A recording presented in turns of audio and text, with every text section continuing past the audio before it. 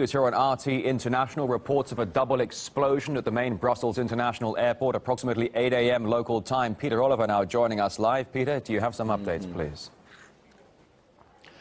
Well, it's just over an hour, around an hour, since these explosions were heard outside of the airport in the Belgian capital. What we know so far from local media reporting from the ground there, they're suggesting as many as 12 people may have been killed in this, with scores injured. We're hearing around 30 people may have been injured as well, some of them in a serious condition. Now, there's also other rumours. Information coming out is very scant at the moment. We are getting bits and pieces coming out, but one thing that has been said is that firefighters on the scene may have uncovered other explosive devices actually in the airport terminal as well, as they were evacuating people. Some of the footage that we've seen is really quite terrifying. You've seen people running terrified for their lives as they're fleeing from that airport. There's some footage being shot from one of the car parks, looking down at people running away, trying to, as best as they can, to get away as quickly as possible.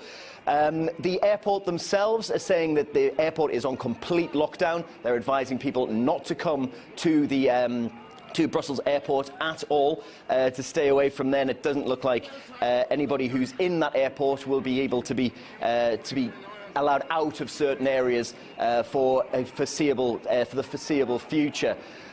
This comes just a few days, this terror attack, it seems, we don't know it's a terror attack yet, it does have a lot of the hallmarks though, comes just a few days after the arrest of Salah Abdeslam. He was the mastermind, the so-called mastermind of November last year's terror attacks in Paris. When he was arrested, he did say that he had been planning to start something fresh from Brussels.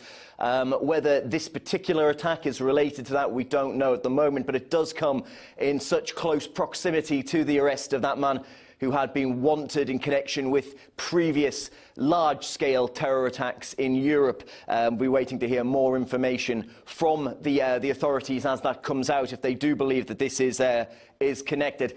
As it stands at the moment, though, it seems that around 12 people have been killed in double explosions that took place took place at Brussels' International Airport at around 8 a.m. local time. A busy period in the morning. I can tell you, just a few weeks ago, I was there at exactly the same time. The airport is packed at that particular time in the morning. Lots of people making their ways for both business and holidays in and out of that area at that particular time.